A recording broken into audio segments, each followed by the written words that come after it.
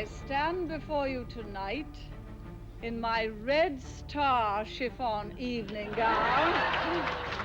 What people love is the smack of firm government. And whether it was real or just an impression, people felt that Margaret Thatcher gave them the smack of firm government.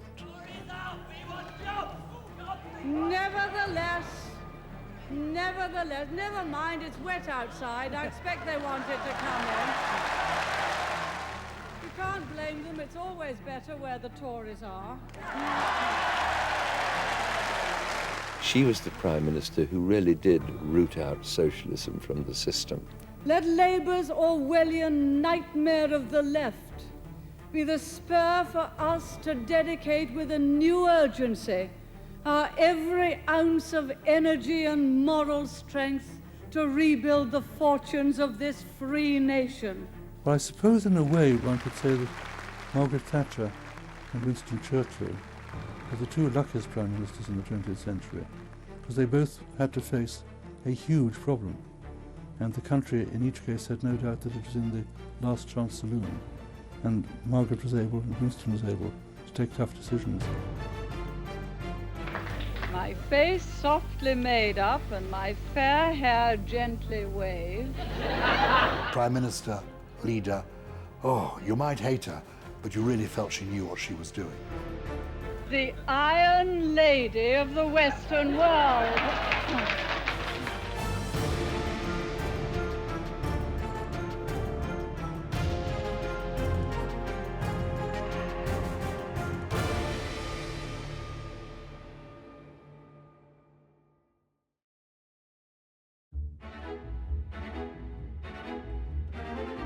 From the beginning, Margaret Thatcher was someone who stood out from the crowd. At first, she stood out from the crowd in a rather annoying way. There was something rather strident about her. There was something about her voice that actually grated on you a little. There was something about her that seemed just a little bit too keen. But there was always something special about her. She has been interested in politics really all her life. See, her father was interested in local politics, always on the council, mayor of Grantham. It was part of her, the air she breathed. I think she was determined to be a member of Parliament from a very early day. It was a rather dull family in a rather dull Lincolnshire town, with a rather dull father who really made it through the ranks of local politics. Margaret Thatcher had heroes both personal and professional, if I can put it that way. A personal hero was undoubtedly her father.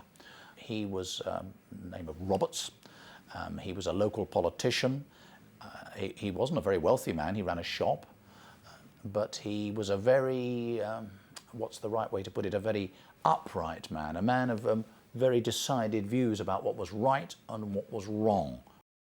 They were very old-fashioned values, but ones which, in her book, stood the test of time. I remember once she said to me when we were having a chat and talking about those values, she said, "Michael, a man has no greater duty than to put a roof over his family's head and to put food upon the table." That was because she couldn't stand people who basically relied on benefits. But notice that she always, when she talked about these, said it was a man who did it. It was an old-fashioned view of life, but one which she thought held the key to how political happiness could come about, political success, individual happiness could come about. Her father taught her how to lead. She watched how he was the one who was prepared to go for it. And it's interesting that she hardly ever referred to her mother. It was always her father. Her father was the idol. Her father was the one, obviously, who encouraged her to get to the local grammar school, to work hard. And forever afterwards, she acknowledged the fact that she learnt her basic values at her father's knee. The older end of the school, during the war, we did have visiting speakers frequently. They'd come and talk on all sorts of subjects, from dress, history of costume, to birds and all sorts of things. But if it was anything to do with current events, then Margaret did show an interest, and she could always be guaranteed to get up at the end and ask penetrating questions, you know. We, her classmates, would sort of exchange looks and, oh, she's at it again, you know. I don't think the feeling that she was an extraordinary person came until much, much later. There's the famous story about her chemistry tutor at Oxford, who was asked later about what he had thought of her time at Oxford, and he said she was a perfectly good second-class chemist. I remember her because she was, I think I'm right in saying, the first woman ever to become president of the Oxford University Conservative Association. I also belong to it, and I can see her in my mind's eye taking the chair at one of the meetings. And very impressive she was, too. Her, I think, strength of character and clarity of thought came out very early on, and everyone was impressed by the way she ran its affairs. She left with much more confidence and a greater determination to get into Parliament. She finally felt that she wanted to get into politics. She spent some time working as a food scientist, and then she had a bit of a hankering to go for law. In the end, she decided that politics was what she wanted to try and get into. And then she worked her way steadily up the progression.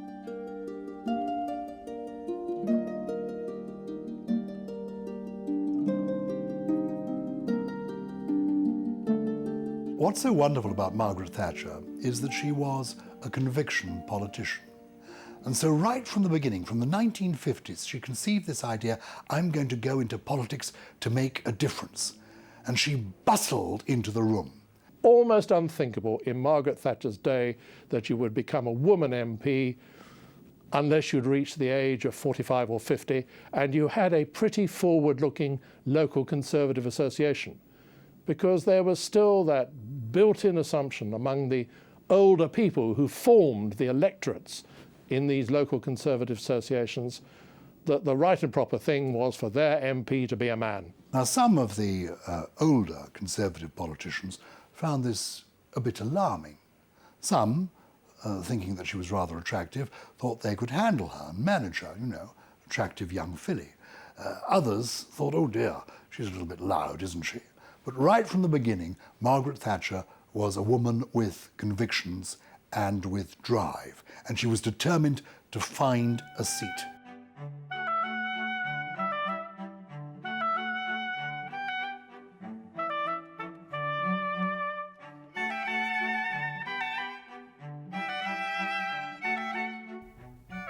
Mrs. Thatcher, it's always supposed to be a tremendous ordeal, a maiden speech. Was it for you?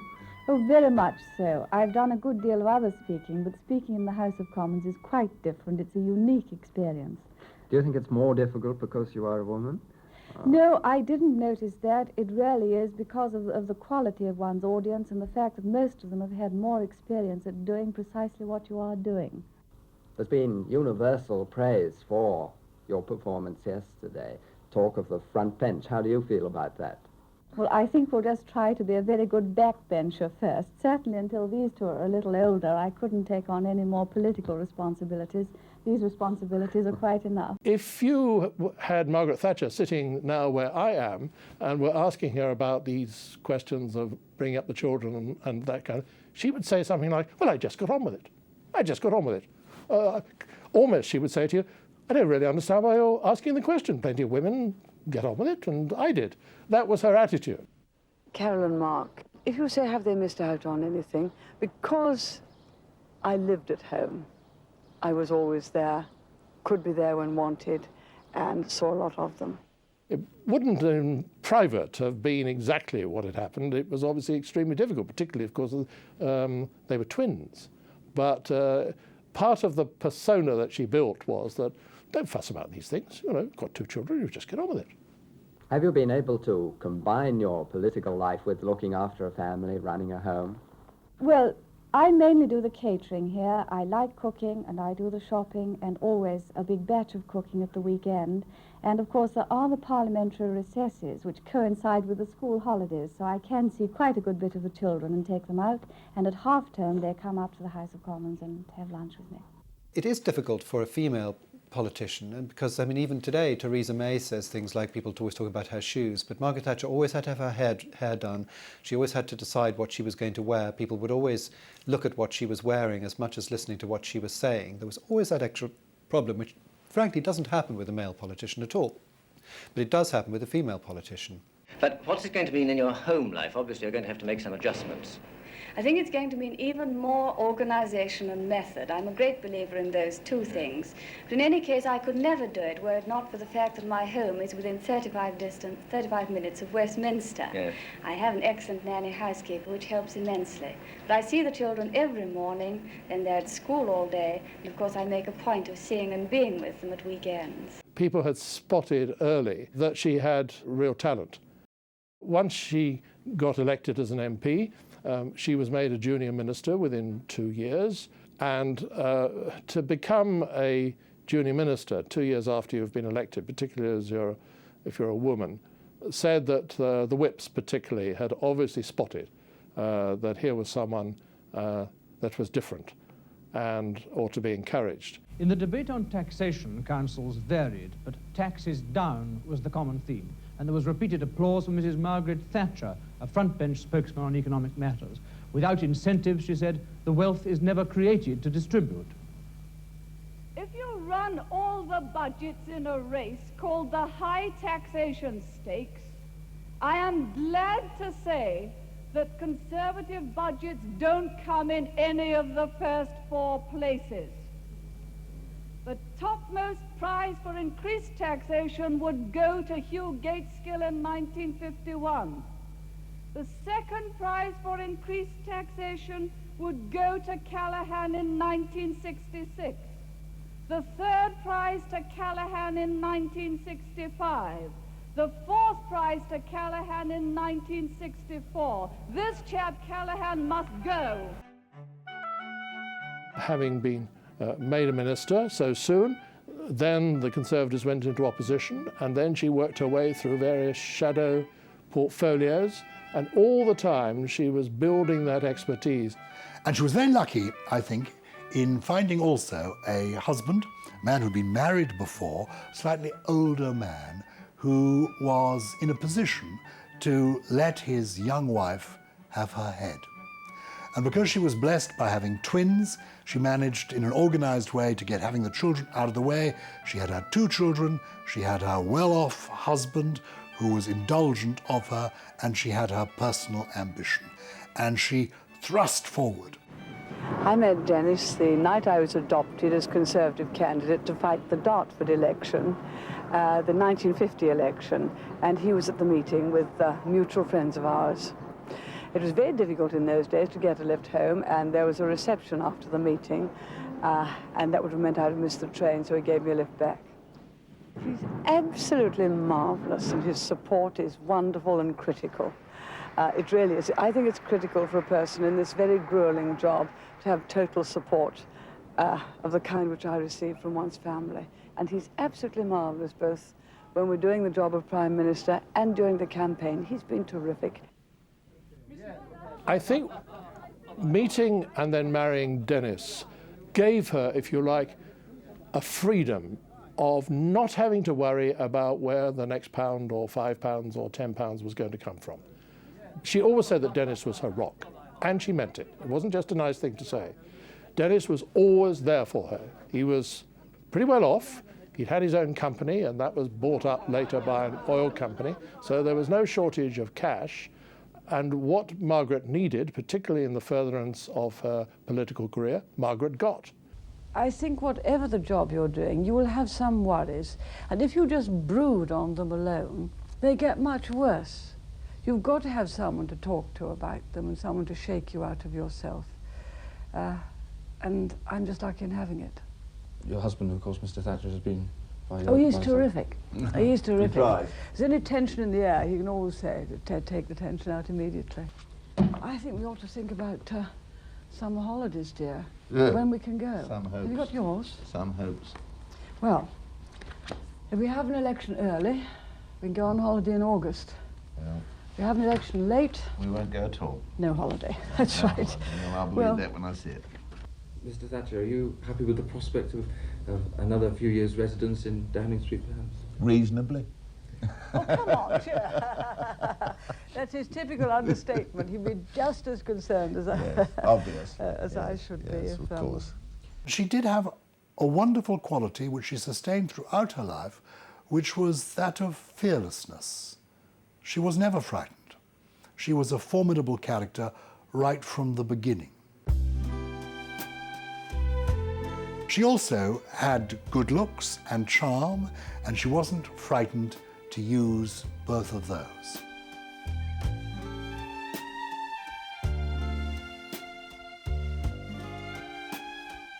Yes, there were obviously times when she could smile very sweetly and flutter her eyelids a little bit. But as she became more powerful, I think she realized more and more that it did her absolutely no harm when she needed to make the men realize that she was a perfectly attractive woman, and that if it meant being nice to them and lowering her voice a little, yes, she would do it. Towards the end of her time, she used to do it fairly outrageously. It was not for nothing that President Mitterrand of France said that she had the eyes of Caligula but the mouth of Marilyn Monroe. He'd spotted it, and plenty of others had spotted it too. I've always said, I think she had sex appeal, frankly. She had something about her, and you could see why. She could dominate a room full of men, her ministers around her. Immediately, power, it was just there straight away. Yes, she wanted her own way a lot, but there was something about her. She was riveting personality.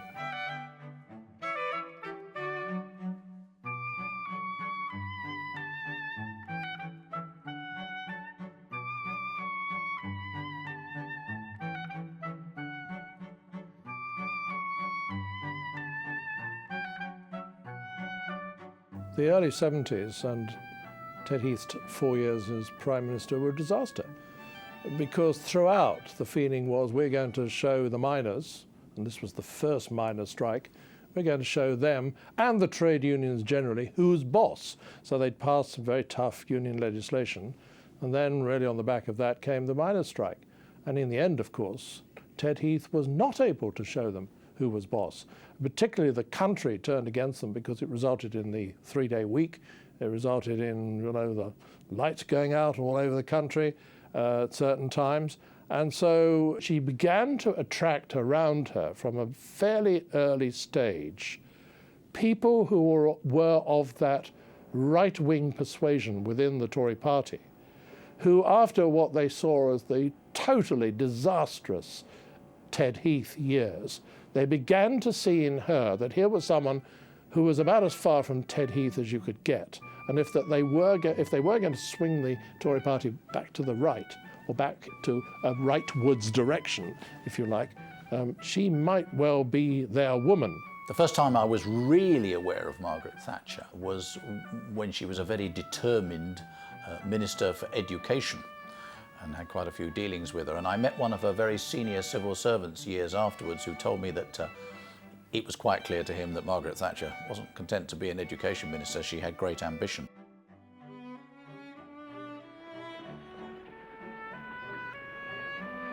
Intend to set up a small committee to inquire into the teaching of reading in schools and the use of the English language. I hope that this inquiry will show whether sufficient priority is being given to these matters and whether the most effective teaching methods are being used.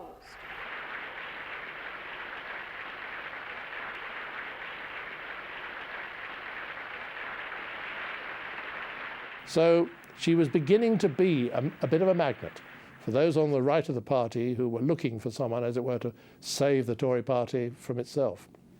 And it was only when finally she decided that the Conservative Party was going in the wrong direction and that she was going to be the only one, because she looked around and she couldn't see anybody else, she was going to be the only one who could lead to a correction of the ways and to stop them all being so soft, that she decided to go for it. And that was the point, I think, where she stopped being an ordinary person and started being an extraordinary person. A bare 90 minutes after her election as leader of the Conservatives, Mrs. Thatcher arrived by sports car at Central Office, the party headquarters. But she didn't linger on the step too long and was ushered inside to meet party workers who'd stayed on to clap her and shake her hand.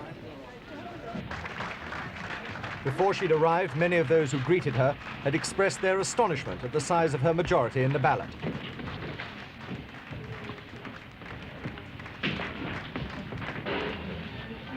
But the old Central Office hands were clearly delighted at the way she packed out her news conference, in a way that hasn't happened too often in the party's recent history. If she wasn't used to the attention, she didn't betray that.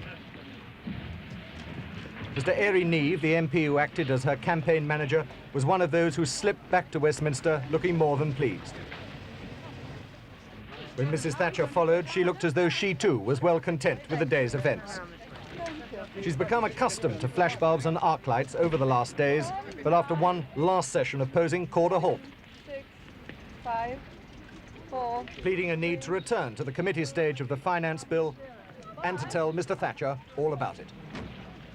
We now think of Margaret Thatcher as being something of a right-wing figure, but she wasn't a far right-wing figure at all, especially not in the early days, and when she became leader of the Conservative Party in her first administration was not a far-right administration at all. And she was somebody who was quite happy and ready to compromise. She was a conciliatory person. She was a very adept politician, but she gave the impression of leadership. She led from the front. She appeared to be strident and clear, while at the same time, when she needed to, compromising, trimming, moderating her views. So she had the style of a leader, but the acumen of a politician. Mrs. Thatcher, the morning after your election, how do you feel about it now? Well, perfectly all right. Perfectly all right. There's so much to be done that one hasn't time to feel too many butterflies. Are you a little apprehensive about this new job? Of course. Everyone is starting a new job. How has the family reacted to it? Oh, they're all right. They're taking it all in their stride. So whatever comes, they take it. When Margaret Thatcher did become leader of the party, I think they were taken very much by surprise. In fact, I remember that Lord Amory, who is a former Chancellor of the Exchequer, wrote a letter to my aunt saying, should I be a bit scared of our new leader? But I think probably a lot of people thought that. What were they in for? You have to remember that the leader who she replaced, Ted Heath, had become very, very unpopular.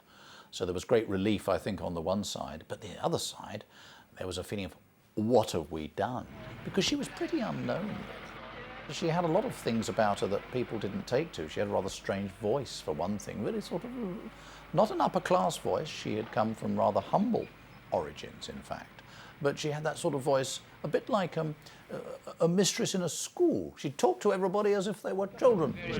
Well, how many hours would one have to do to get a license on that thing which I was on? On the Abbots? Yes. Probably about 16, 17 hours. 16, 17 hours?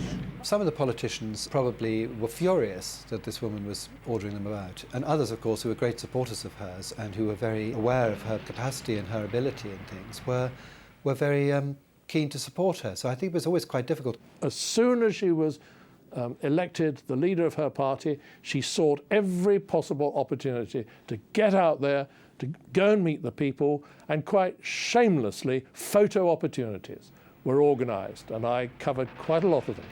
And she was determined that that way the people would get to know the sort of person she was. Having been here now for 2 days, seeing the British forces in Germany, do you still think that Britain's defences are inadequate?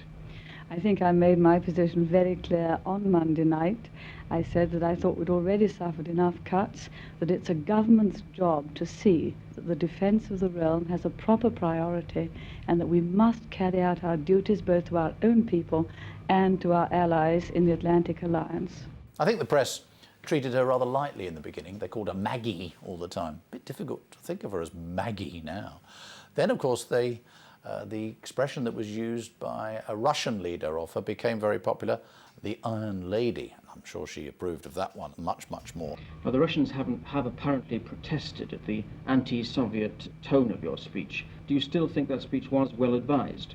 Oh, very well advised. What the speech did was to take the facts and make the facts tell a story. I must have hit the right nail on the head pretty hard to get that sort of response. The Iron Lady of the Western World came about in a very curious way. She'd spoken in the House of Commons about the need to resist the advances still of the Soviet Union. And it was picked up by an army newspaper in Moscow called the Red Star, and they dubbed her the Iron Lady of the Western World. And she was then asked about this at a dinner, which she gave not long afterwards. And she was dressed up to the nines. She could put on the finery if she wanted to. And so she thought at the start it was rather a joke. I stand before you tonight in my Red Star chiffon evening gown.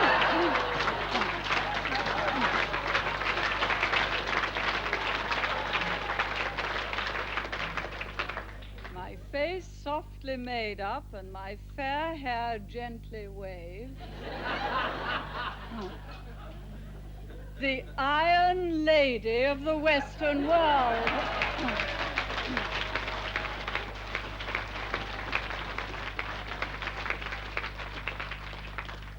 A Cold War warrior, an Amazon Philistine, even a Peking plotter.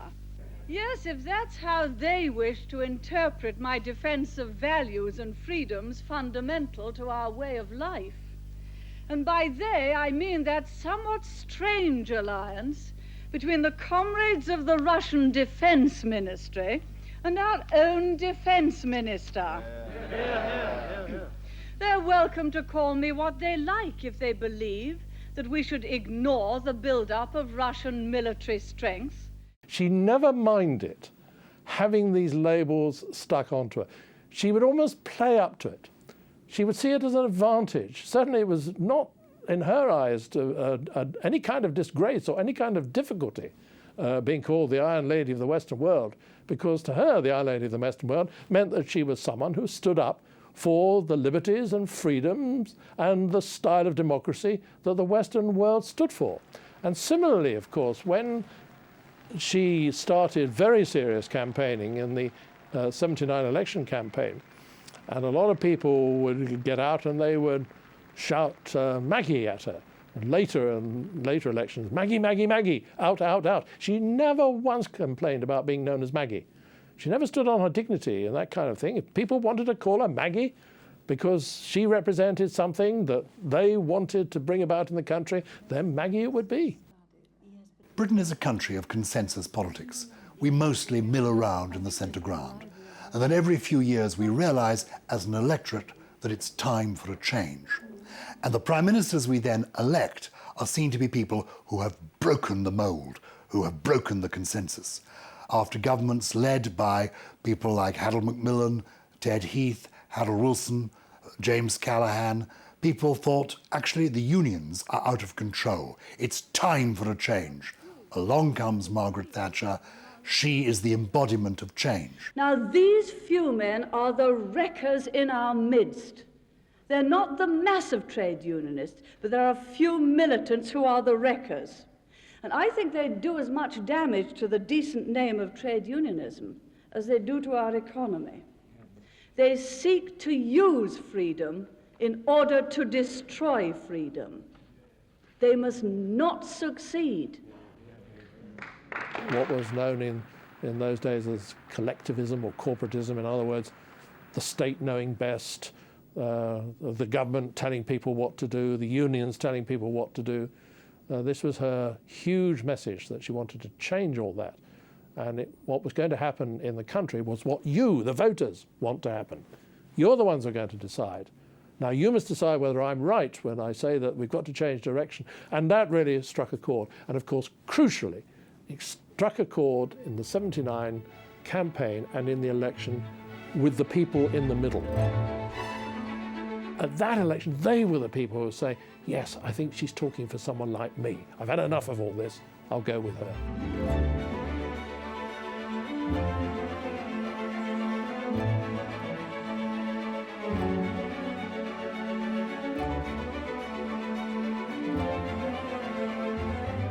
How do you feel at this moment? Very excited, very aware of the responsibilities. Her Majesty, the Queen, has asked me to form a new administration, and I have accepted. It is, of course, the greatest honour that can come to any citizen in a democracy. You have to remember that Britain had been through a very difficult period. There had been lots of strikes, a feeling that the country was in decline. I think most people felt that, not just people like Margaret Thatcher, but her political opponents as well. She came in determined to change all that. The first thing she said after election victory was she was going to bring harmony where there was discord, quoted the words of St. Francis of Assisi. She realised that people were beginning to think that she was a bit imperious, a bit bossy. After all those appearances on television, when she appeared to be very much sort of in control, you know, perhaps she just thought that I'd better make certain that people know that I'm approaching this with a proper sense of humility. Where there is discord, may we bring harmony. Where there is error, may we bring truth. Where there is doubt, may we bring faith. And where there is despair, may we bring hope. And of course, lowering the voice. Where there is discord, may there be harmony. Actually, you know, if you look at the photographs of the time, she was so careful about getting that right that she had it on a little card in her hand. And had she faltered, she'd have simply looked down and she'd have spotted the word, discord or harmony or whatever. She was determined to get that right and go in. Now then, I'm going to set about this. Don't worry. You know, I'm not quite the ogress that people think I am. I'm going to be a good Prime Minister. Now that the election is over, may we get together and strive to serve and strengthen the country of which we are so proud to be a part.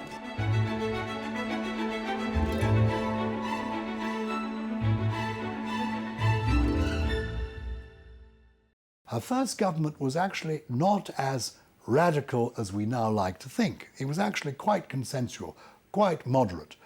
She had lots of people known as wets in her initial cabinet. As the years went by, she became a more strident figure herself as she grew in confidence. What then stands in our way? The prospect of another winter of discontent? I suppose it might. But I prefer to believe that certain lessons have been learned from experience, that we're coming slowly, painfully, to an autumn of understanding, and I hope it will be followed by a winter of common sense. She was absolutely determined to change this country, to stop the decline as she saw it, to break the power of the trade unions, to give Britain back some of the influence in the world that it had lost in the preceding decade of the 1970s.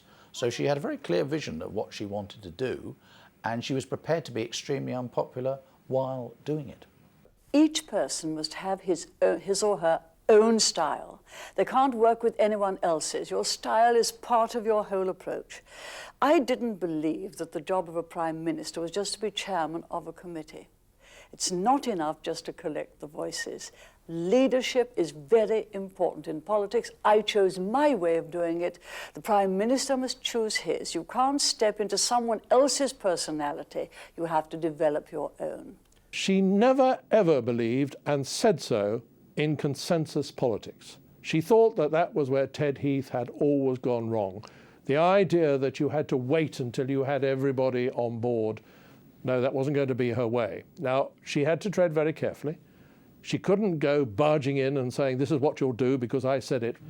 But right from the start, she believed that if you were the leader of your party, you had to lead, and that you had to do everything in your power to convince people that the position you were taking was right and bring them round. Oh, I think she's a person with great stamina, great dedication, great courage, and therefore, to some extent, a crusader. And if you like, somewhat gifted with tunnel vision, because if you're a crusader, you've got an objective and you go for it.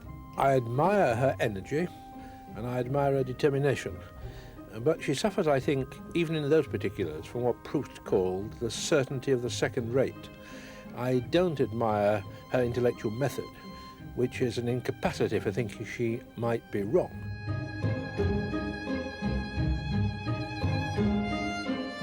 Well, it's clear that she was clear-minded, and very often this won't do, or why on earth? Laconic comments like that.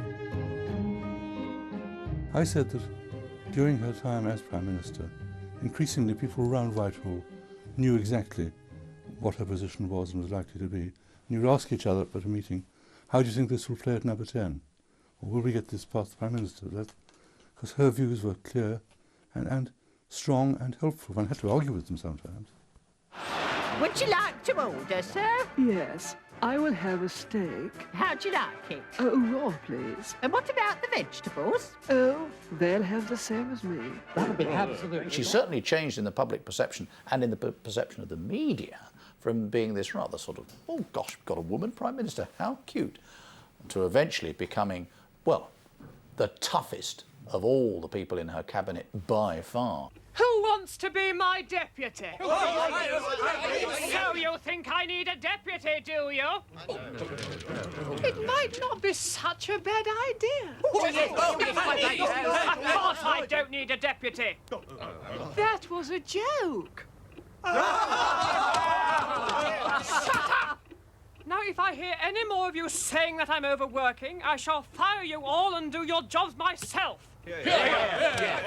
Actually, when you look at the record, Margaret Thatcher was quite good at trimming and changing when the politics varied. She wasn't quite as struck on doing things her way as people like to imagine. Behind the scenes, she would always take a long time to make up her mind, to argue it out. Almost she would test to destruction any idea that she would have. She would get people in for really argumentative sessions. She would say, well, now, you tell me. Now, what about this? What about that? Now, if I do this, is it possible that such as that would happen? Really, really hammered it. Once she'd gone through that process and had come out at the end with a position that she had decided she was going to stick with, then she never wavered from it. Having a collective discussion is that she would sum up before the discussion started, and those of us wouldn't put up with that, and you then had to learn how to, frankly, take her on. I think most of Margaret Thatcher's ministers are pretty scared of her, frankly, and the longer she went on, the more scared they became. Those who did speak their mind outside and rather differed with her didn't last long in her cabinet. She wasn't somebody who was always seeking consensus. She said once famously, I may be the only one thinking a certain thing. I think it was over the matter of Europe, which has always been a problem for this country. She said, well, I may be the only one, but I'm right. We shall not be diverted from our course. To those waiting with bated breath for that favourite media catchphrase, the U-turn, I have only one thing to say.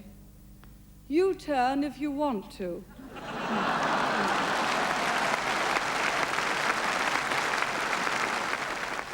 The ladies not for turning. I think Margaret Thatcher saw the country as very divided. And actually, she wanted to help people at the bottom get on. She wanted them to be able to buy their own homes. But she also wanted to break the power of the trade unions, who she saw as the reason why the country was in decline, making unreasonable wage demands, strikes and everything else. So she was absolutely determined to change Britain. There's no doubt about that.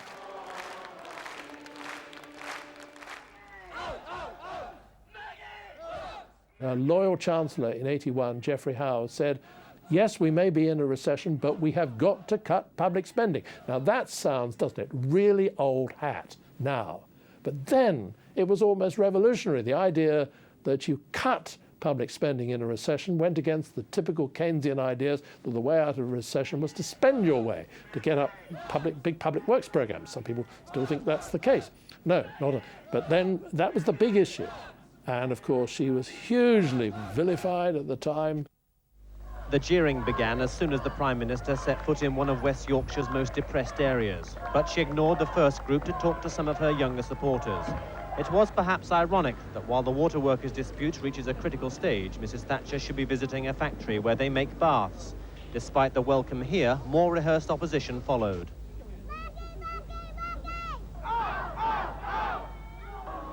The good news about inflation, which Mrs. Thatcher talked about earlier, did not pacify some people at Calderdale. 60 firms closed and 11,000 redundancies, they claimed, since she came to power. The biggest protest was at Bingley, where demonstrators drowned out cheering party workers. After responding to at least one friendly wave, the Prime Minister went in and narrowly missed being splattered by a flower bomb which hit her car. Police couldn't find out who threw it. There began to be little stories coming out that the Queen was not at all happy about the way things were going.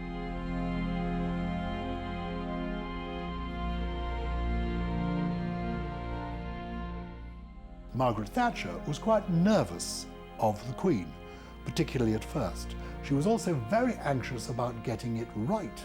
I know from Margaret Thatcher's chauffeur that when she would go to have an audience with the Queen at Windsor, they would leave Downing Street so early they had to park in a lay-by near Windsor Castle, often for half an hour, 45 minutes, sometimes an hour, so that they could arrive on time. So apprehensive was Margaret Thatcher of getting it right.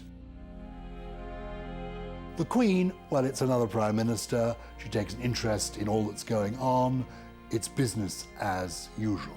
So I think the Queen was quite comfortable with Margaret Thatcher, but Margaret Thatcher, I think, was quite conscious that this was the Queen.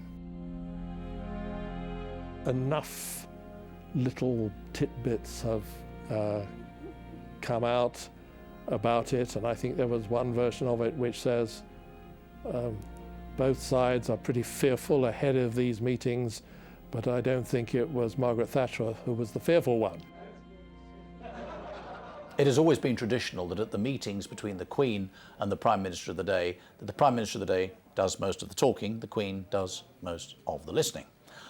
I would imagine that in Margaret Thatcher's time, in fact I'm pretty sure this is true, even more of the talking was done by the Prime Minister of the day, and even more of the listening had to be done by the Queen. It's always said that Margaret Thatcher used to go into those audiences of the Queen and curtsy lower in front of the Queen than any other person ever curtsied before her. It was all done. It was great curtsy before, and I think the Queen doesn't like that. She doesn't. She wants it to be straightforward and honest, and I don't think they ever really hit it off, to be very honest with you.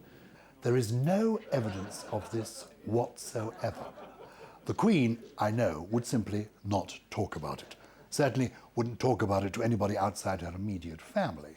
So the Queen, I think, would have been interested to find here is a woman Prime Minister, and I think would have found appealing Margaret Thatcher's go-getting approach to life. And the Queen, though she is above party politics, I think genuinely, is a naturally conservative person with a small c, so that she would have been in sympathy with quite a few of Margaret Thatcher's ideas. As to what she thought about Margaret Thatcher, you can look at the following things. The moment that she left office, she gave her the Order of Merit, and a few years later she gave her the Order of the Garter. These are two very, very senior, rather different honours. Both of them are in the personal gift of the Queen, and that tells you everything you need to know about what she thought about Margaret Thatcher. Great respect for her.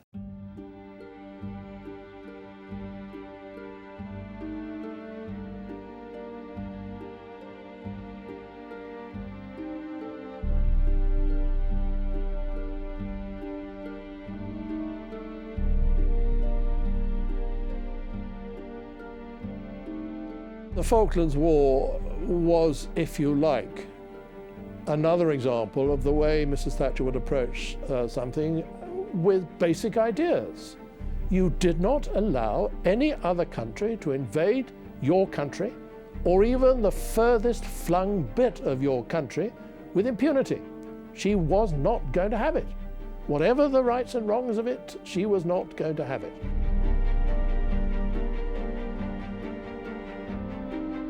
When the decision was taken to send the task force, for example, there were plenty of voices, and I suspect from the Minister of Defence himself that really this couldn't be done, Margaret. This was a much bigger operation. But again, that Margaret Thatcher idea of just get on with it, just get on with it. What I was told was that the moment that she decided to do it, she cut through all the orders in council, all the red tape and everything. She got all those troops out there as fast as possible. She was incredibly efficient. And if you remember, things were done like the fitting of the air-to-air refueling mechanisms on the tankers so that planes could get down to the Falklands and return without having to land, and the fitting out of the QE2 as a support ship, and all the other things that had to go with it. And people, I think, still say that nothing like it really has been achieved since that.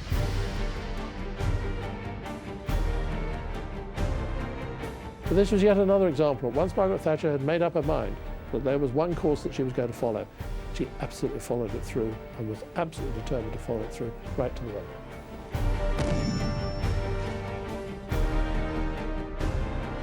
I mean, beforehand there were quite a lot of difficulties going on, and there always are with prime ministers domestically, because they're always trying to tackle the impossible, like the health service and all these things. For how much money you put into the health service, you're always going to have a problem with it. And of course this was a sort of tremendous sort of morale boost for Britain and for her, and she sailed through.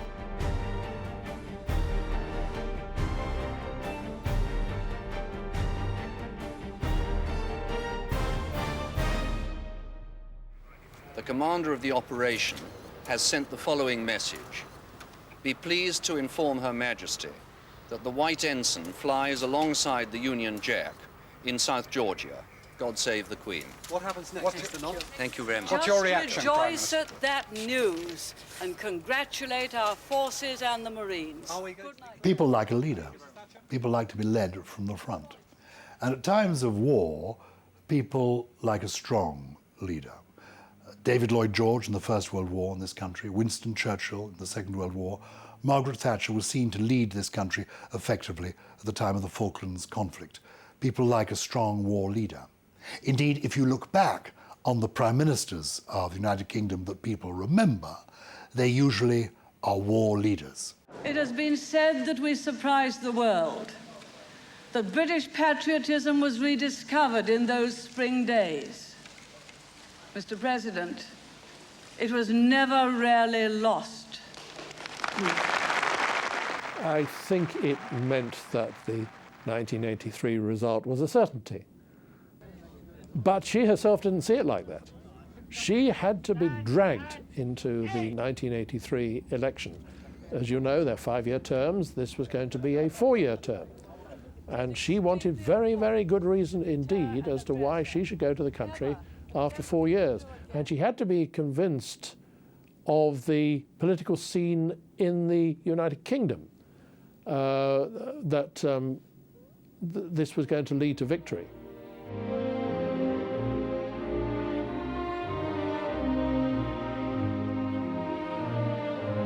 In the end, the combination of an incredibly ineffective opposition and the fact that she'd won this military victory meant that she got her biggest ever majority in the 1983 election. A larger victory, as it looks now, than I had ever dared to hope, because I am so cautious. I think she was probably quite fortunate that the man who was deployed twice a week to stand up against her at parliamentary prime minister's questions was Neil Kinnock, because you did sometimes feel that he was like a puppy, instructed to go out there and sort of jump up and say something that he probably didn't really feel terribly strongly about, and she was quite able, quite efficiently, to slap him down on a very regular basis. I mean, she didn't have a very strong opponent, it has to be said. Finally, Prime Minister, if there's one thing you will want this next administration to be remembered for, what would it be? I think for having clear policies with a purpose and for steadfastly carrying them out and for being stalwart for freedom and justice. The big clash of Margaret Thatcher's premiership came with the miners. The coal mining industry in this country was in decline anyway, but there was still an awful lot of pits. And mine workers tended to be very militant people, led by a very militant man, Arthur Scargill. And he decided that they should strike to try to prevent more closures of various pits.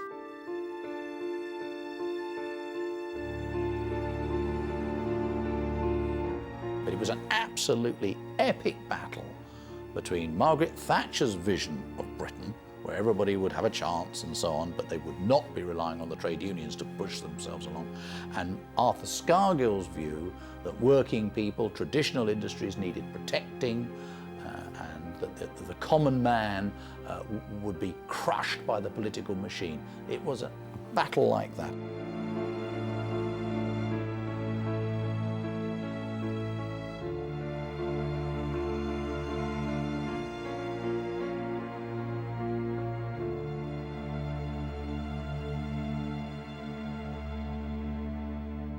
This year, as before in our history, we've seen men and women with brave hearts defying violence, scorning intimidation, and defending their rights to uphold our laws.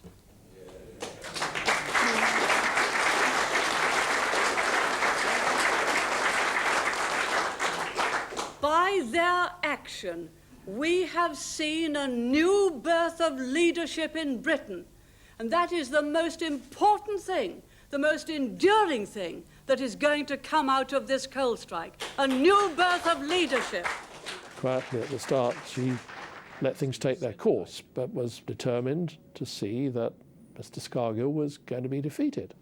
I think that Margaret Thatcher and the Conservative cabinet post-83 knew that there was going to be a confrontation with the miners sooner rather than later. And in fact, there's plenty of evidence that they had been thinking about it for some time and had already been preparing for the eventuality of this happening. And so quietly, they began to do things like stockpiling coal, and the National Coal Board was told to build up the stocks. Officially, it was all down to the National Coal Board and the miners. It's not for the government to say how these things should happen. It's for Mr. McGregor, chairman of the Coal Board. Actually, it wasn't like that. We now know, of course, it wasn't like that. She wanted this sorted out once and for all.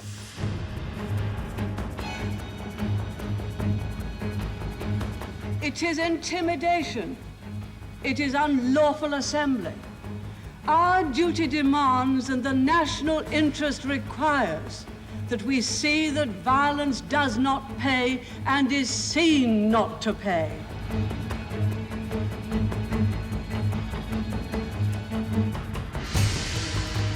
I remember there'd been a particularly dreadful incident towards the end of the miners' strike when the striking miners had tossed some concrete off a road bridge into, I think, probably some people who were trying either to go to a picket line or trying to break a picket line, I'm not sure which.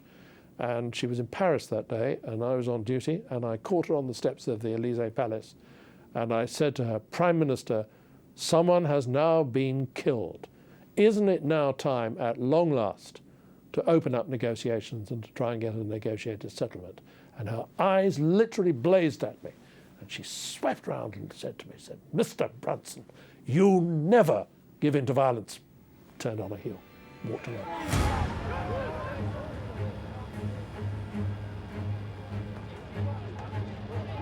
Now, you talk about the ruthless, manipulating few. Now, will you not negotiate with them ever? I will never negotiate with people who use coercion and violence to achieve their objective. They are the enemies of democracy. They are not interested in the future of democracy. They are trying to kill democracy for their own purposes. Outside, several eggs were thrown. One hit the Prime Minister, though a detective's sleeve caught the worst of it, and a special branch umbrella went up to deflect others. It was, for her, the most important test of her leadership. And in the end, frankly, she won. We have almost no coal industry left. Mr. Scargill is long retired. The power of the trade unions, particularly the mining unions, power is gone.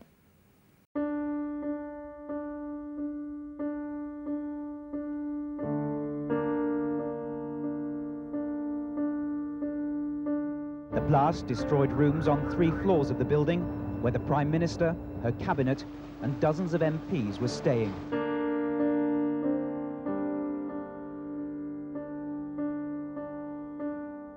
Alongside the lifesavers, a bomb disposal officer was making his own search for clues to the bomber's identity. The first body was brought out of the building. The Prime Minister went to Brighton police station to tell newsmen about her own escape. She was awake and had just completed work on her conference speech when the bomb went off. my husband was in bed and all the windows went and the bathroom was extremely badly damaged. In your own room? Yes, we were very lucky. You hear about these atrocities, these bombs. You don't expect them to happen to you.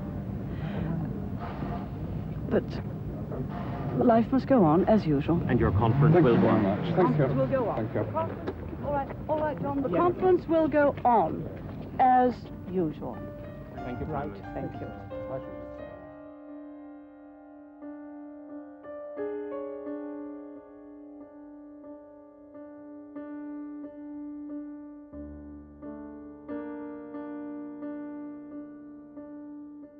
The sun was just coming through the stained glass windows and falling on some flowers right across the church. And it just occurred to me that this was the day I was meant not to see.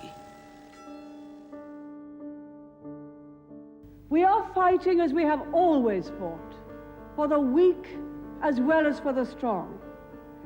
We are fighting for great and good causes. We are fighting to defend them against the power and might of those who rise up to challenge them. This government will not weaken. This nation will meet that challenge. Democracy will prevail.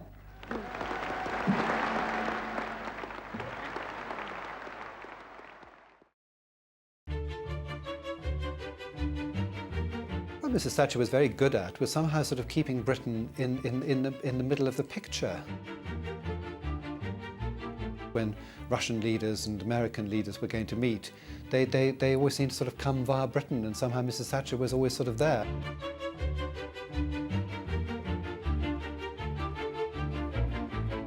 It was a very good relationship that she had with Ronald Reagan, and I think one mustn't underestimate, her femininity and how she could appeal to a sort of, jaunty old Hollywood actor turned prime minister, and how she could flatter him, and I mean, she's very, very good at all that. There is no greater alliance in the world than the Anglo-American alliance. And if it goes through periodic small difficulties, as it did in my time over Grenada, those will not last long.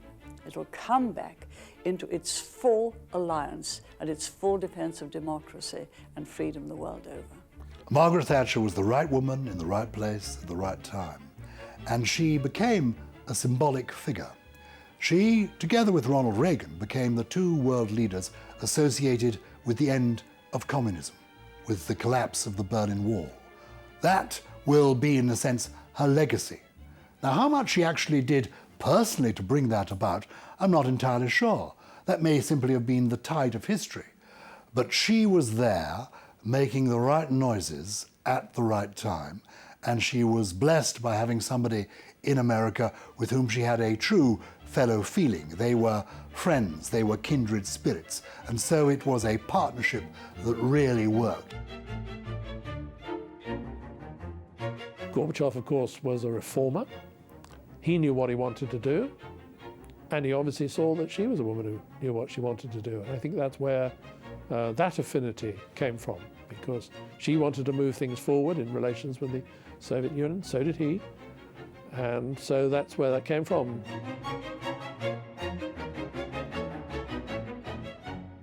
She got on very badly with the leaders in Europe.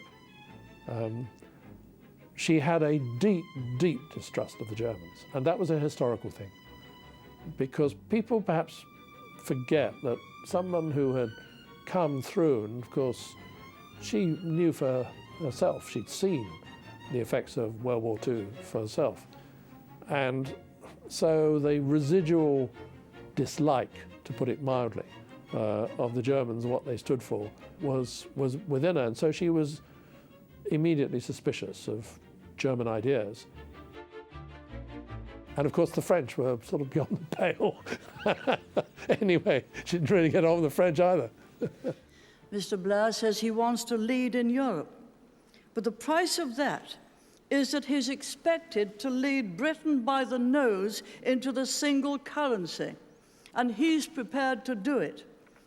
I would never be prepared to give up our own currency.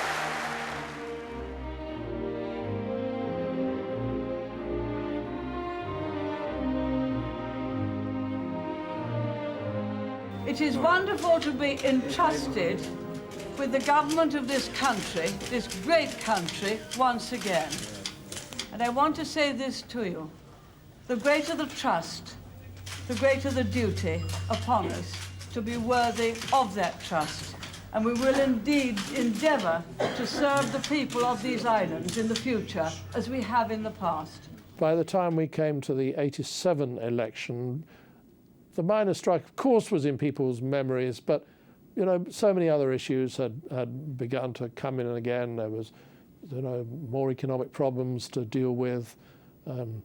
She'd been in office then, you know, obviously a long time. And I think people then sort of had to look at her in the round when they made their decision in 87. And of course, she got a lower majority. So that, if you like, the sort of doubts as to whether she's always going to be right, we're beginning to seep in, I think. And could you clear up what the position is about your own future? Do you intend to fight the next election? Look, we've just won this one. We've won it very well. It will be 4 or 5 years to the next election. No one can predict precisely what will happen during that time. Let us get on with the programme that we were elected to introduce. There's a great deal of work to do. Margaret, this time you've just gone too far. You've turned into a dictator. You don't listen to anyone. You're insane, Margaret. You've lost all reason. We've had enough. You're finished. All right. Has everyone got their lines? Yes, I got mine. Right, we're all ready. Right. No pulling out now. No. We've gone this far. There's no backing down. Right. Morning! Go on. Margaret? Yes, Geoffrey. Good morning. Morning, sir. Right. Stand up. Sit down. Stick your finger up your nose. And make a noise like a chicken. Spineless insects. I despise you. Oh, thank you, sir. Towards the end of her time, she did become noticeably more authoritarian. Where you did really begin to notice it was post-87, when in a way she got carried away with her own power. The feeling by then that nothing really happened unless she did it and forced it through, and everybody had to do what she said. Mrs. Thatcher appeared on the steps of Downing Street with her husband this morning, breaking off preparations for tomorrow's visit to Kenya and Nigeria in order to officially mark her record 8 years and 244 days in number 10. That reign began in May 1979 with much the same wave. Today she said the time had gone quickly. There was still much to do. We have achieved quite a lot. When I went through that door, Britain was known for suffering from the British disease. Now we're known for having the British cure, and people come to us, a newly confident country, to see exactly how we've done it. One of the few critical notes has come from Sir John Knott, her former Defence Secretary, who reportedly told the BBC's Panorama that Mrs. Thatcher sometimes had to be restrained from going over the top. I have no idea what John Knott has said. John Knott was a very vivid, vital, interesting member of our cabinet, full of new ideas. He said your leadership was over the top, Mrs. Thatcher. Tonight, Sir John told ITN Mrs. Thatcher had been an outstanding Prime Minister, her achievements immense. She'd out-survived all the ministers who'd been with her at the very beginning, almost all the senior advisors and civil servants. So towards the end, she did become, pretty difficult to, certainly control. No one could control her. The very interesting thing about successful politicians, or perhaps anyone who's successful in public life, is that what makes them really successful at the beginning is also what, to some extent, later on brings them down. And her great success, of course, was not listening to those silly ministers and, doing what she wanted to do and driving things ahead and being sort of very, very forceful. So eventually, of course, that's perhaps what did for her. I remember talking after she'd left office, for example, some years after she'd left office, to Kenneth Clarke, who'd served in her cabinet. And he said it was absolutely astonishing. We would have cabinet committee meetings and we would all have a fair idea of what was being discussed and what decisions appear to have been reached. And the following morning, the minutes of the cabinet committee would come round and there were completely different conclusions. And of course, we'd had a foreshadowing of that in in the Westland affair with Michael Heseltine. That was his complaint, that business wasn't being conducted properly. In the early days, before going to a European summit meeting, for example, she would have a gathering of all the ministers whose agenda was likely to be discussed, and senior civil servants, and her briefing would be thorough and comprehensive.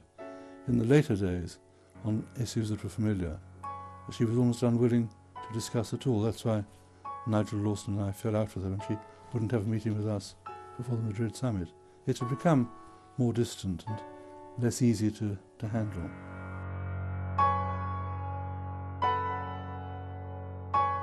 There was a very, very serious difference there. Basically, it was the argument that ran through the whole of her time as Prime Minister as to the attitudes to Europe. Lawson increasingly felt that we had to get close to something like monetary union. And her particular hatred of what he was doing was that he was trying to get the pound to shadow the Deutschmark, which he thought was highly suspicious. And so Alan Walters, who she appointed as her private financial affairs economic advisor, was telling her that. He was telling her on a daily basis that what Lawson was doing was wrong. And in the end, of course, Lawson could take no more of it and went. And you know, Prime Minister who loses a Chancellor is obviously in some trouble. Nigel's position, as I said to him, is unassailable. He was a very strong It isn't now, is it? He's gone. That is his choice. I tried to persuade him to stay. I couldn't believe that he would go when he's been such a strong Chancellor, and his position was unassailable. Do you deny that Nigel would have stayed if you had sacked Professor Alan Walters? I don't know. Of course, but that's a terrible admission, Prime Minister. I don't know, of course I don't know. You could have kept your Chancellor, possibly, if you had sacked your part-time advisor.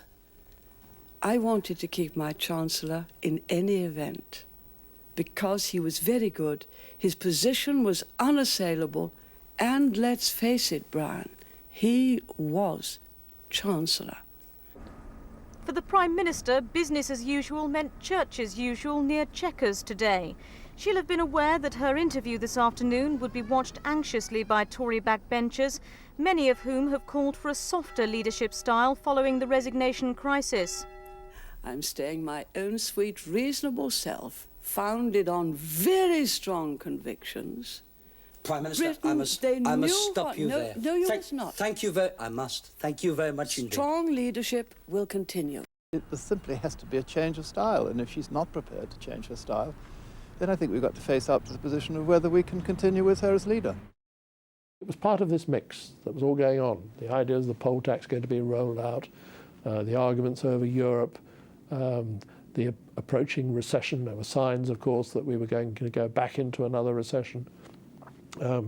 It was just all beginning to go wrong. Mr. Baker confirmed that the backbenchers had asked the Prime Minister to get her act together. Yes, they certainly said that, and I think that that's very important. The government has appeared from time to time to be disunited. It's very important that we present the whole of government policy as a united series of policies drawn from collective responsibility. And when told, please get your act together, what was the Prime Minister's reply? Well, the Prime Minister listened a great deal, which is, again, very important. It was the opportunity to do that. If you're asking her to stop being a strong leader, then I don't think that would be the position. And word came from the Thatcher camp later that there would be no softening of the Prime Minister's style, that she was, quote, the true guardian of the government's purpose. Among Conservative MPs today, divided opinions about what's happened. One camp thinks that Mrs. Thatcher has emerged the stronger from all that's happened, now that the simmering row between her and Nigel Lawson has come to an end. But another camp feels that she has been seriously weakened. Past her sell-by date is the way one backbench MP put it today. And there's also continuing talk about making a formal challenge to her leadership. They thought their winner had become a loser. And at that time, the election of the leader of the party was entirely in the gift of members of Parliament. And they were fearful that they, as individuals, would not be re-elected, or stood a better chance of being re-elected with a new leader. Also, after you've been in power for a number of years, people, well, You've promoted those who are going to be promoted, and those who haven't been promoted know they never will be. So the leader has no longer got any patronage to offer. So you can't say, I'm going to look after you, because you haven't looked after them so far. So you've got these 300 or 400 people milling around Westminster, knowing they're not going to be advanced any further, because they haven't been so far, thinking they're going to lose their seats. They turn on the leader.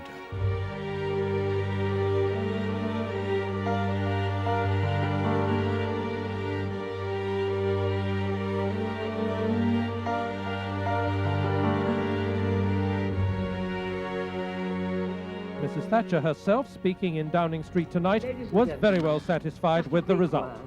I'd like to say how very pleased I am with this result, and very pleased I am to have had the overwhelming support of my colleagues in the House and of people from the party in the country. Prime Ministers have a lot of work to do. There's a great pile of it inside, and I think it would be better now if I left you and went to get on with it.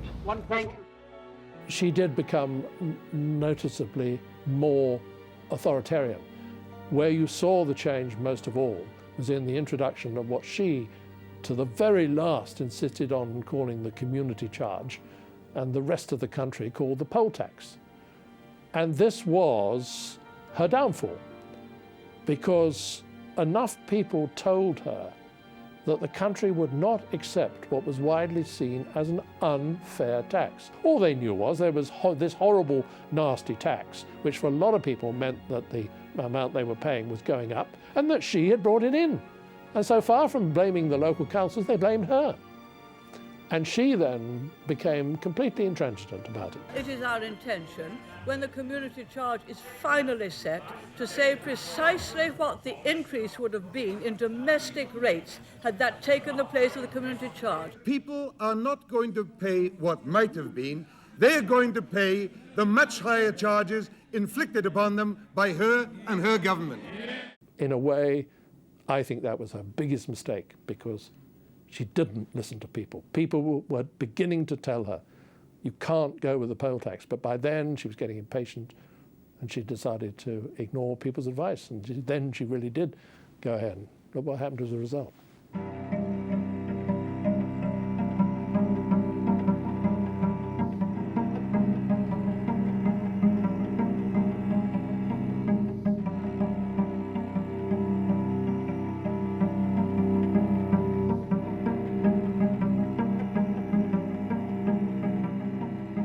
Mrs. Thatcher spoke yesterday of Mr. Kinnock's weasel words over responsibility for previous violence. Today she expressed her absolute horror at the rioting. Nothing that warrants this.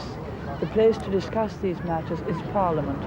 These people are totally against democracy. The person in the end who delivered the coup de grace was Geoffrey Howe. And this was over the issue of Europe. It was to do with a plan that the then President of the European Commission, Jacques Delors, had put forward, and there were 3 points on it.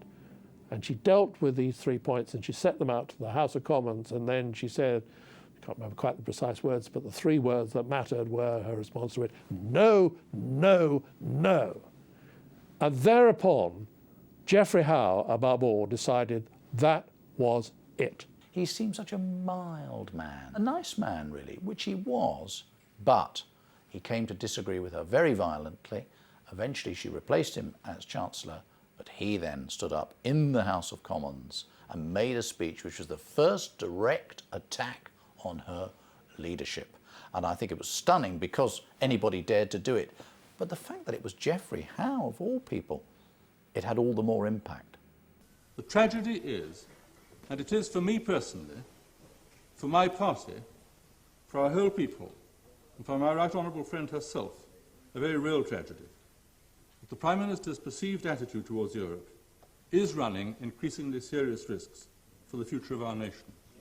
It risks minimising our influence and maximising our chances of being once again shut out.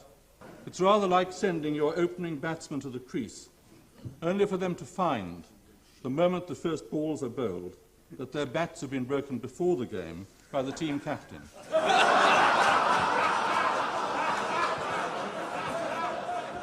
Well, it wasn't my intention My intention was to try and make a warning quite clear that the policy that was being followed from her part rather than in line with what we tried to agree wasn't likely to be the right one.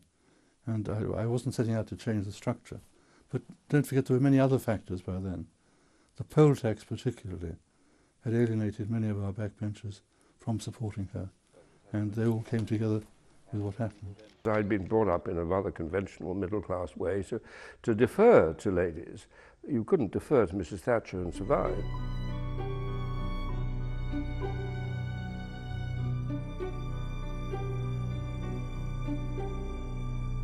We've got to have a rethink of the community charge. Michael has promised that. The other good thing about Michael is that his track record in my constituency, in Tavistock, where he was the former Member of Parliament, shows that his keynote quality is that he listens.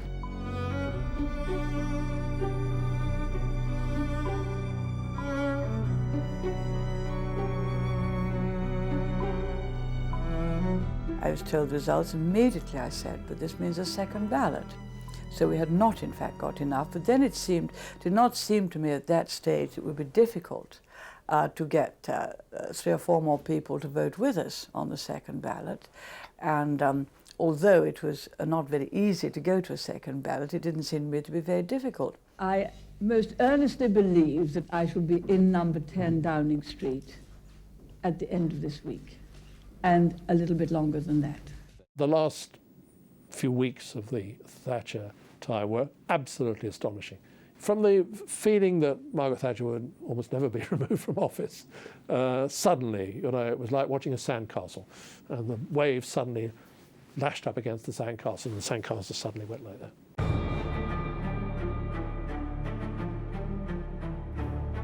Something happened while I was away that night. There were various meetings all over the place.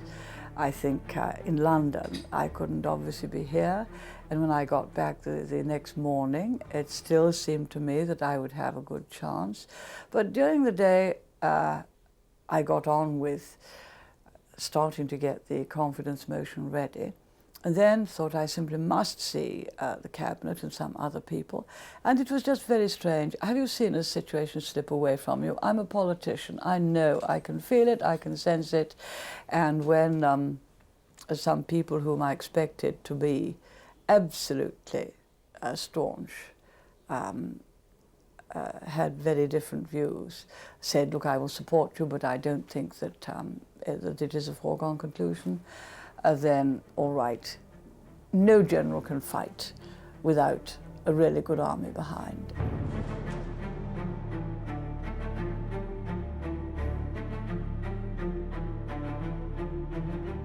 Well, we know, really, that it was Denis Thatcher who was had his feet very firmly on the ground, who, again, rather like Prince Philip and the Queen, was a very good advisor of her. I mean, he could say when things worked and didn't work, and he just said, well, it's time to go, the game is up. And that's when she stepped aside. Ladies and gentlemen, we're leaving Downing Street for the last time after 11.5 wonderful years, and we're very happy that we leave the United Kingdom in a very, very much better state than when we came here 11.5 years ago.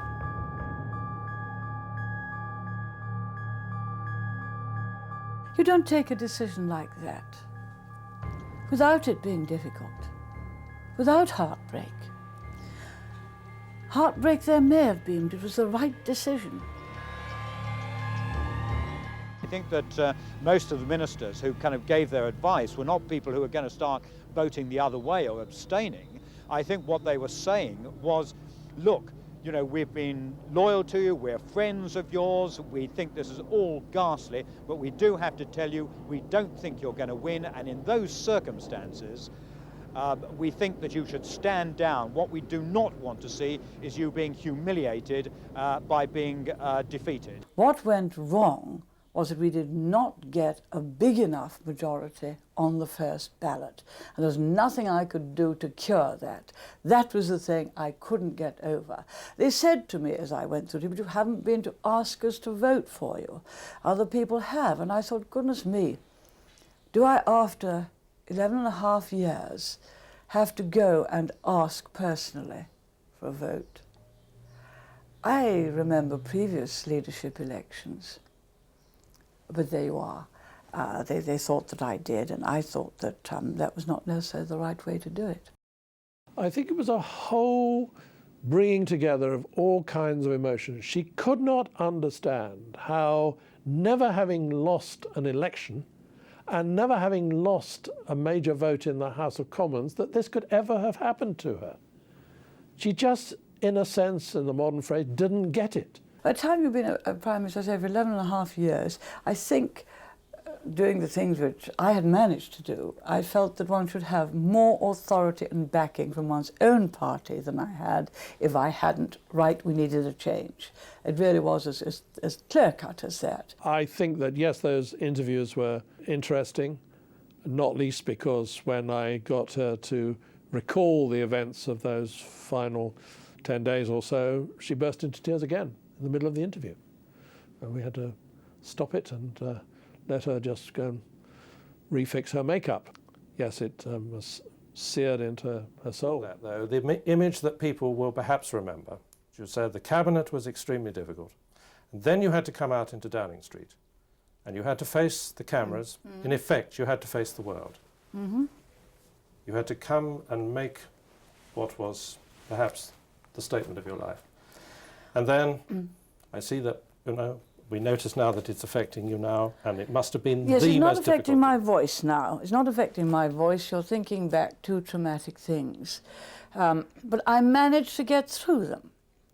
I managed to get through the television. I managed to get through the cabinet, again, because there was something else to do.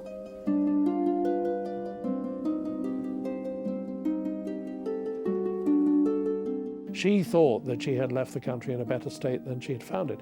And to a degree, she was right. But so many other things, and above all, the poll tax, had turned the country effectively against her. But she couldn't see that. You'll have heard it a million times. People say that she probably never had a happy day in her life after she left 10 Downing Street, you know, because that was what it was all about.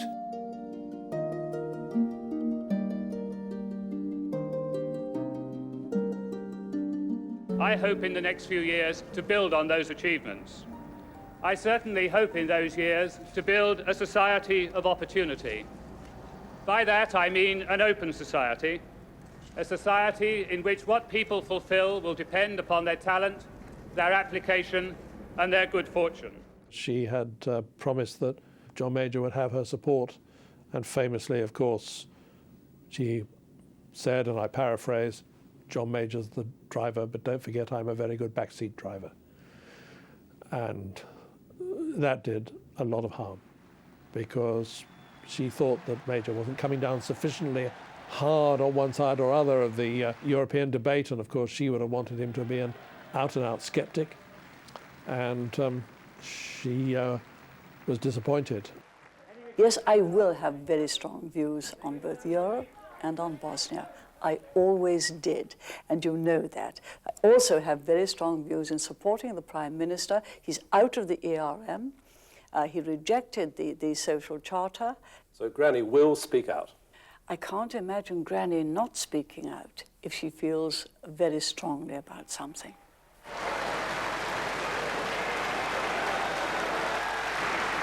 There are enough opposition politicians and media commentators rocking the boat.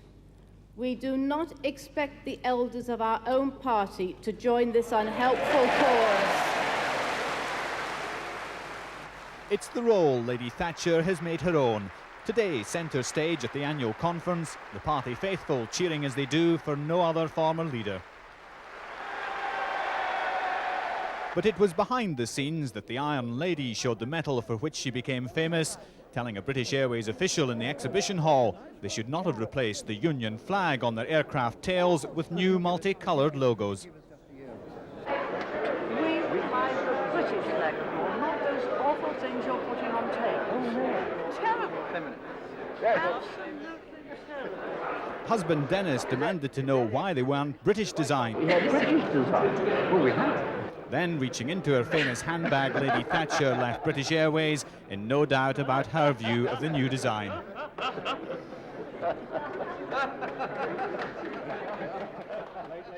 Margaret Thatcher is not a person with a great sense of humour, and she's not a person wildly interested in show business. In fact, I think she's fairly ignorant of show business. I don't think going to the cinema really is part and parcel of her way of life. But nor is she a vain person. She'd have been intrigued by the idea of a movie being made of her and would probably be impressed by Meryl Streep's performance. There have already been, in the last couple of years, dramatic versions of her life and a huge amount of commentary, and this is just one version of the story. It's a story of what it might have felt like to take on, be literally a sort of lone woman in a sea of men. It's what it might have felt like to have to struggle to gain control, first of her party, let alone of the country. And it's very much about the private cost of a huge public life. This is one imagining of how it might have felt to be her. I think she was conscious of her place in history, conscious that she was there not just making a noise, but making a difference in the world, and yet she wasn't personally vainglorious. She was aware of what she had achieved and that it was remarkable and good.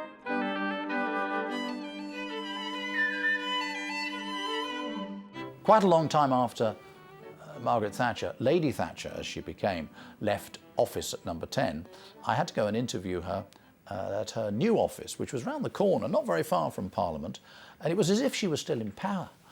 There were police guards on the door, and there were lots of people scurrying about, and I was taken into her office, very big office indeed, a big desk, lots of pictures on the wall, lots of items on the desk itself. And I was very struck that the theme of almost all of them was the Falklands War. Oh, I think she's going to be very high up in the list of great British Prime Ministers. I suppose we must always give the accolade to Churchill because winning the Second World War, he is a sort of a magnificent figure. I'd be jolly tempted to put her next to him, frankly. I mean, to be a woman, to do that, to achieve what she did, and to stay in office as long as she did, as the first woman ever to take that office at a time when it was very, very difficult, I think that's pretty impressive. There are those who see the Thatcher years as the best years since the Second World War, at a time when Britain's influence in the world came back, we dealt with a lot of our problems, we changed society for the better. A lot of people think that. They tend to be people who've done well, who've made more money and have nice houses and so forth. The more privileged people, I think, have done pretty well. A lot of people, on the other hand, who are more humble origins, regret very much the Thatcher years. They think she did damage to the country, and it absolutely depends on how well you did in that period as to what you think of Margaret Thatcher.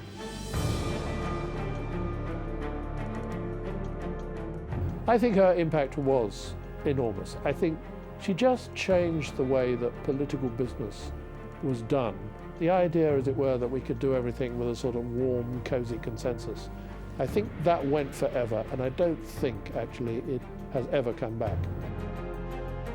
The one thing to remember about Margaret Thatcher is that politics and power are to her everything. That's really the passion of her life. That's what drove her. If we were to fail, that freedom could be imperiled. So let us resist the blandishments of the faint hearts. Let us ignore the howls and threats of the extremists. Let us stand together and do our duty, and we shall not fail.